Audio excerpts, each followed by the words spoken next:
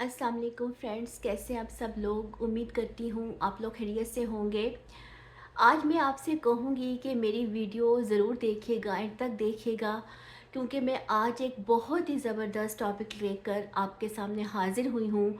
और ये जो टॉपिक है इसका ताल्लुक़ है वैदिक पामिस्ट्री के साथ, हस्तरेख शास्त्र के साथ। नाज़रीन, ये जो हमारा हाथ है ना, ठीक है, ये दो हिस्सों में डिवीजन है इसकी अकॉर्डिंग टू द वैदिक पामिस्ट्री। ठीक है, अब देखिए, ये हाथ जो है, ठीक है, ये हाथ है, ओके। और इसको हमने दो हिस्सों में डिवाइड करना है। मिसाल के तौर पे ये हमारी रिस्ट है, ठीक है, यहाँ से हम एक लाइन खींचेंगे जो कि सैटर्न की तरफ जाएगी। ठीक है, यहाँ से हम एक लाइन खींचेंगे जो कि यहाँ तक जाएगी, सैटर्न की तरफ जाएगी, सैटर्न की फिंगर की तरफ जाएगी। अब जो इस तरफ वाला हमारा एरिया होगा ना, ठीक है, उसको कहते हैं IDA, यानी कि वो हमारे इनर सेल्फ से कनेक्टेड है। और जो हमारा इस तरफ वाला एरिया होगा ना, उसको हम कहते हैं आउटर सेल्फ, और उसका नाम है वैदिक पामिस्ट्री में पेंजला, PINGLA। अब नाज़रीन, ये जो हमारा इनर सेल्फ है, ठीक है, जो राइट हिस्सा जो है हमारा, ओके, जो हमने एक लाइन यहाँ से खींची, ठीक है, तो इसमें जो है हमारा माउंट ऑफ वीनस आ जाता है, ओके। इसमें माइनस मार्स यानी कि मरीख़ मनफी का जो है वो एरिया आ जाता है, और इसमें जुपिटर भी आ जाता है, ओके। और ये जो हमारा जो आउटर वर्ल्ड है, ठीक है, इसमें हमारा माउंट ऑफ मून आ जाता है, मरकरी आ जाता है, और जो मरीख पॉजिटिव है वो एरिया आ जाता है। तो अब ये हाथ की डिवीजन होगी, ठीक है। अब जो हमारा इनर सेल्फ है, ठीक है, उसका ताल्लुक हमारी डिज़ायर्स के साथ होता है, ठीक है, हमारे इनर वर्ल्ड के साथ होता है। और जो आउटर वर्ल्ड है वो हमारी आउटगोइंग एनर्जी है। अब देखना ये है कि क्या ये दो हिस्से जो हैं वो इक्वल लेंथ में हैं, ठीक है, या इसमें से कोई एक हिस्सा जो है वो ओवर डेवलप्ड है, या दूसरा जो है वो अंडर डेवलप्ड है।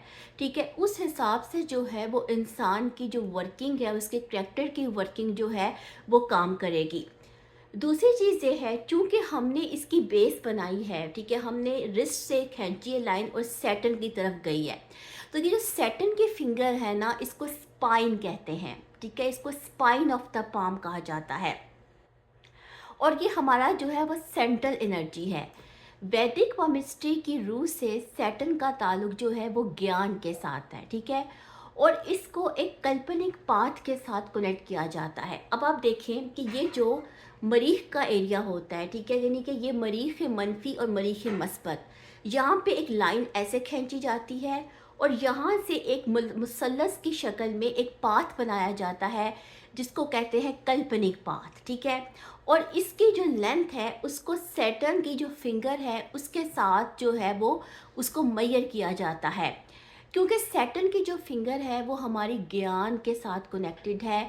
फ़र्ज़ करें कि अगर ये दोनों हिस्से जो हैं वो काल्पनिक पाथ जो कि आपने बनाया है, ठीक है, काल्पनिक पाथ जो है और वो जो सैटर्न की फिंगर है, अगर वो मतलब बैलेंस्ड है, एक जैसी लेंथ में है, तो ऐसे शख्स जो बहुत वेल डायरेक्टेड होगा अपनी ज़िंदगी में, ठीक है, उसकी डायरेक्शन जो है वो बिल्कुल जो है वो स्ट्रेट फॉरवर्ड होगी।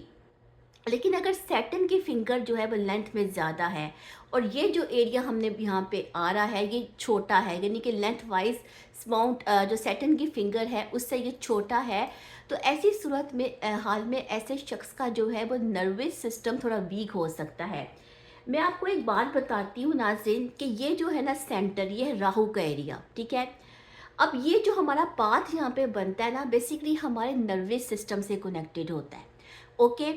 अगर ये सैटर्न की फिंगर जो है, अगर उसकी लेंथ लंबी होती है और इस एरिया की जो है वो लेंथ छोटी होती है, तो ऐसे शख्स का जो है नर्वस सिस्टम थोड़ा वीक हो सकता है, वो अपने ज्ञान को या अपने नॉलेज को सही तरह यूज़ नहीं कर सकता, ठीक है, यूज़ नहीं कर पाएगा, ठीक है, अगर उसके अंदर फायर ऑफ एक्शन थोड़ा कम हो जाएगा। और अगर फ़र्ज़ करें कि अगर सैटर्न की फिंगर छोटी है और ये एरिया ब्रॉड है, तो ऐसे शख्स की आउट गोइंग एनर्जी ज़्यादा होगी, ठीक है।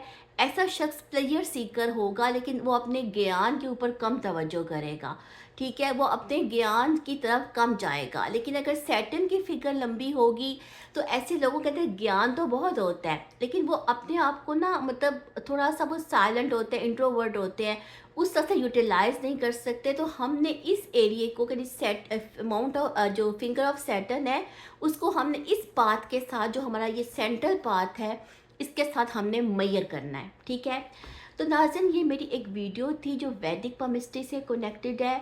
अगर आपको किसी चीज़ की समझ नहीं आएगी तो मुझसे पूछ लीजिएगा, बहरहाल मैंने अपनी तरफ से पूरी कोशिश की है आपको समझाने की।